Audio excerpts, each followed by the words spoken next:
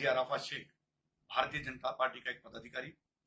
मैं महाराष्ट्र के मुख्यमंत्री जी एकनाथ शिंदे जी, महाराष्ट्र के उप मुख्यमंत्री हमारे नेता देवेंद्र फडणवीस जी से एक बात कहने के लिए मुखातिब हूं। मैं देवेंद्र जी आपसे पूछना चाहता हूं कि जिस तरीके से नीतीश राणे कुछ महीनों से मुस्लिम समाज के बारे में, मुस्लिम अल्पसंख्याकों के बारे में, अब तो हमारे पैगंबर के बारे में जिस तरीके से बातें करना शुरू की, कुछ दिनों पहले उन्होंने कहा नगर में कि मस्जिदों में घुस घुस के मारेंगे।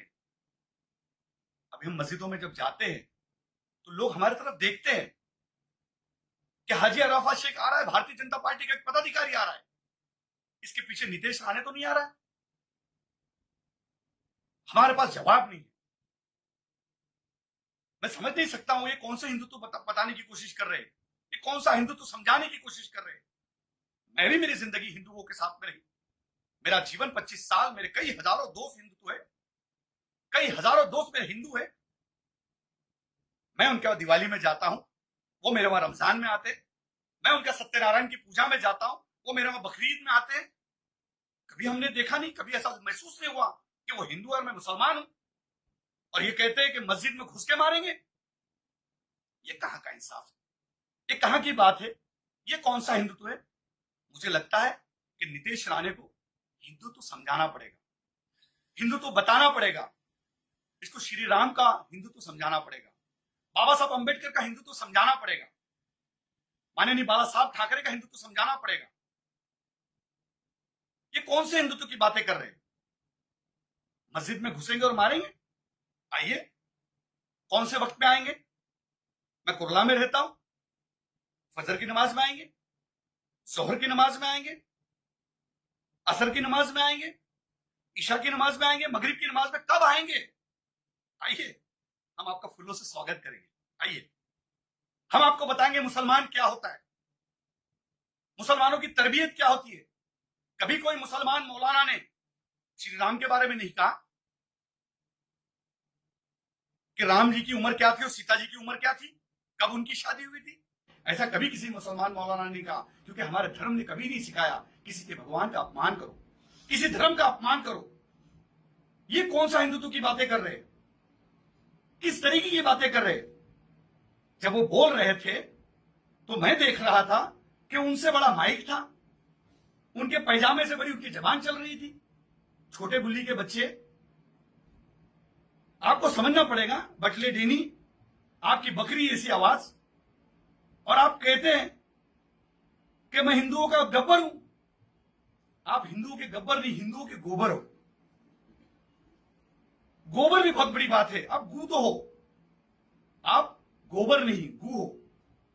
जिस तरीके की भाषा आप कर रहे हो, अगर गोबर भी बने होते तो अच्छा लगता कि कहीं तो कहीं आंगन में लिपने के काम में आते, लेकिन आप गू हो।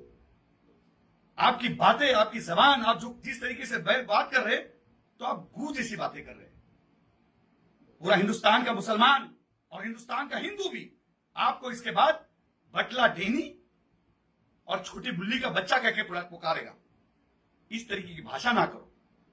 आप क्यों कर रहे हो? क्या आपको मंत्री बनना है अगले मंत्रिमंडल में? आपके बाप को दिल्ली में मंत्री बनना है, इसलिए कर रहे हो? कितनी आइले कितनी गहले, सबको लगता हमीश पहले ये बीजेपी है साहब। समझना पड़ेगा, आपके भूखने से ये सारी चीजें नहीं होगी। हिंदुस्तान का हिंदू भी समझदार है, मुसलमान जिस तरीके से समझदार है वैसा हिंदू भी समझदार है। मेरे हजारों लाखों दोस्त हिंदू है, मुझे कभी ऐसा महसूस नहीं हुआ किसी घर पे जाते कि मैं किसी हिंदू के घर जा रहा हूं।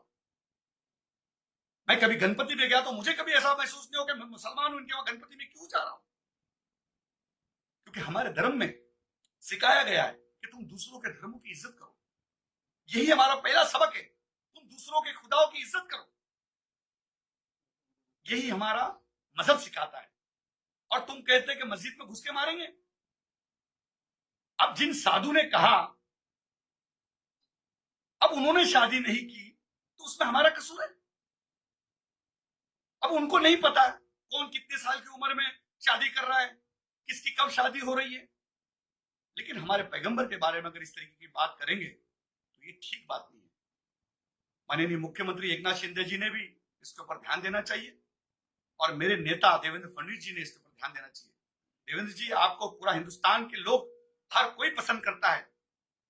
आप महाराष्ट्र की शान हो, हमारा आदर हो, रिस्पेक्ट हो, आपको लोग चाहते। आप जब कोरोना में बीमार हुए थे, कई मुसलमानों ने आपके लिए दुआ की, दरगाहों पे चादर पेश की, हाजी अली पे दुआएं की गई कि देवेंद्र जी जल्दी ठीक हो जाए।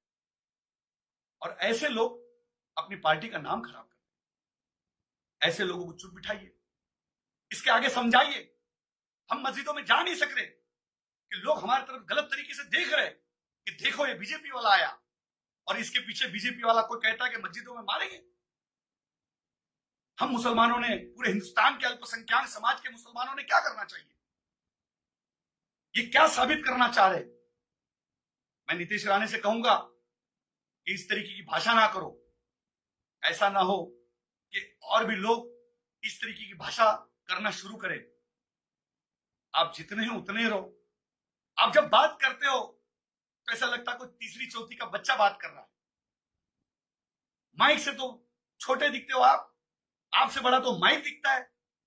इसलिए मैं कहता हूं आप छोटी बुल्ली के बच्चे हो और ज्यादा ना बोले, अच्छी बात नहीं है। ये मैं जितनी सारी बातें रखा हूं एक मुंबई के एक तहजीब वाले अंदाज में रखा हूं। मैं जिस तरीके से हूं, जिस तरीके से मेरी भूमिका है, जिस तरीके से मेरे आंदोलन है, जिस तरीके से मेरा पॉलिटिकल करियर है, अगर मैं उस भाषा में आ गया तो आप कभी भी कोई स्टेज पे बोल नहीं पाओगे। मैं 30 लाख खाटिक समाज का अध्यक्ष हूं, ऑल इंडिया सूफी बोर्ड का अध्यक्ष हूं। हजारों पीर मेरे साथ में, लाखों मुसलमानों की दुआ है। अगर इस तरीके की आप भाषा करते रहेंगे तो बहुत सारी बातें हमको भी करना पड़ेगी। आपकी शुरुआत कहां से हुई, आपके पिताजी की शुरुआत कहां से हुई, ये सब बोलने मत लगाओ। इसीलिए मैं कहता हूं कि इसके बाद बस, अब इसके बाद नहीं बोलना। एक भी वर्ड हमारे पैगंबर की गुस्ताखी हम नहीं सहेंगे। मैं इस पार्टी में रह के काम कर रहा हूं, हजारों लोगों को जोड़ रहा हूं, हजारों लोग मेरे साथ मुसलमान जुड़े हुए, और उनका जवाब मेरे पास अगर इस तरीके का होगा तो ये बात ठीक नहीं होगी। इसके बाद पैगंबर की शान में जरा भी गुस्ताखी नहीं चलेगी। ये मैं आपको सामने से बताने आया हूं। आप कहते हैं मैं गब्बर हूं, गब्बर हूं। आप गब्बर नहीं, गोबर हो, और गोबर ने गोबर जैसा रहना चाहिए। आप गू तो हो,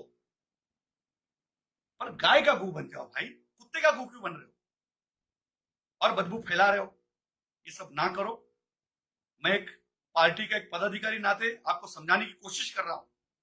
ऐसा ना हो कि और जबान निकले और कोई बातें तहजीब के बाहर चले जाए। इसलिए मैं आपको कह रहा हूं कि इसके बाद बस हो गया। आपने हमारे कौम के खिलाफ बहुत दिनों से बहुत सारी बातें की, हम नहीं चुप रहे, पर पैगंबर की गुस्ताखी हम नहीं सहेंगे। मैं माननीय मुख्यमंत्री जी से कहूंगा, माननीय देवेंद्र जी से कहूंगा, और मुंबई के अध्यक्ष मेरे दोस्त आशीष शेलार जी से कहूंगा कि आप इसे समझाइए, लगाम लगाइए। नहीं तो बहुत सारी चीजें लगाम लगाने हमें भी आती है। इतनी बात आपके सामने रखूंगा, बाकी की बात ब्रेक।